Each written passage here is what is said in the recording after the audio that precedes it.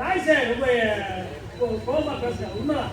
ஏன்னா கடந்த 17ஆம் தேதி வந்து நம்ம இதே 17 ஜூன் வந்து நம்ம ஏடி ஆஃபீஸுக்கு முன்னாடி கிளை வாரியாக மத்திய சங்க அறிவுறுத்தல் பேர் கிளை வாரியாக இந்த பாரபட்சத்தை, அதாவது 170 கிளைகள் மாட்டு சங்கத்துக்கும் அங்கீகாரம் பெற்ற மாட்டு சங்கத்துக்கும் நமக்கு 70 கிளைகள் வழங்கியிருக்கிற என்பதை கண்டித்து சரிசமமான ஒரு கிளைகள் வேண்டும் என்பதை கோரிக்கை வைத்தோம்.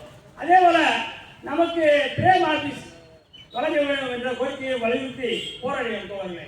அப்போ பார்த்தீங்கன்னா நம்ம லெஜிட்டிமேட்டாக போலீஸ் ஸ்டேஷனுக்கு அங்கே பெர்மிஷன் வாங்கிட்டு அந்த கண்டன ஆர்ப்பாட்டம் நடத்தினோம். அதே போல் பார்த்தீங்கன்னா கரெக்டாக குறித்த நேரத்தில் ஆரம்பித்து குறித்த நேரத்தில் முடித்து விட்டோம் தோழர்களே.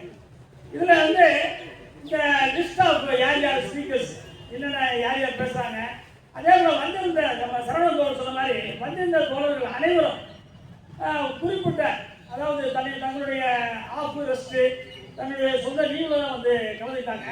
யாருமே தூக்கி வச்சுட்டு வந்து நம்ம இயக்கத்தில் எப்பயுமே அந்த முறை கிடையாது. அந்த மாதிரி வெளியே கொடுத்துடலாம், ஏன்னா எப்பயுமே நம்ம செய்ய மாட்டோம். ஆனால் மாட்டு சங்கத்தில் அந்த மாதிரி கிடையாது.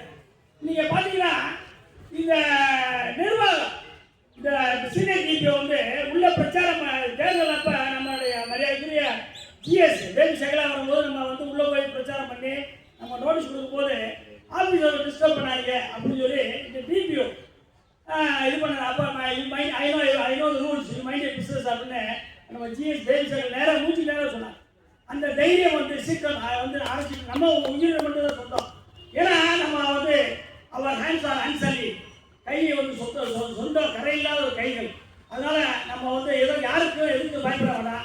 நியாயமான கோரிக்கைகள் எப்பயுமே நம்ம போராடுறது தயங்கவே மாட்டோம் தோழர்களே.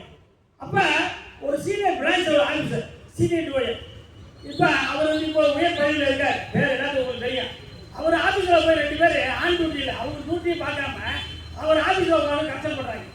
அவருக்கு வந்து அவரை ஏன் தட்டி கேட்கறதுக்கு இந்த கம்ப்ளைண்ட் அவர் பர்சனல் கம்ப்ளைண்ட் கொடுத்துருவேன். இந்த கோர்ட் நிர்வாகம் அந்த 2 பேர் நடவடிக்கை தயங்குது. ஏன்னு கேட்டீங்கன்னா வேலை இருக்குது ப்ரெஷர். அப்போ இந்த தன்னுடைய கூட பணியாற்றக்கூடிய உயர் அதிகாரிக்கே பாதுகாப்பு இல்லை ஒரு தயங்கும் இந்த நிர்வாகம் நம்ம டிஆர்க்கு எப்படி உதவி செய்ய சொல்லுவாங்க, அதை நீங்கள் சற்று சிந்திக்க சொல்லுவாங்க. அதே போல் சரவணன் சொன்னார், இப்போ நம்ம ஓப்பனில் யார் வேலை பார்க்காம செஞ்சுட்டு இருக்காங்க அப்படின்னு டீட்டெயிலாக ஒரு லெட்டரை கொடுத்துருக்கோம். நம்ம யாரையும் பர்சனல் வெஞ்சர்ஸ் அகைன்ஸ்ட் எனிஒன்.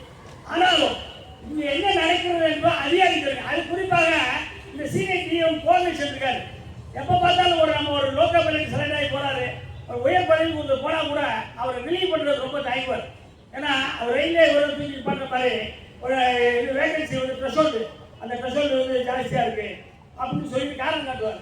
ஆனால் நம்மகிட்ட அவ்வளோ காரணம் காட்டுறோம். நானும் தலைவர் மரியாதை தோழர் ராஜ்கோர் என்னுடைய வழிகாட்டி செகண்ட் தோழர்லாம் போய் பேசிட்டு போக பார்த்தீங்கன்னா 27 விளக்கங்கள் கொடுப்பாரு.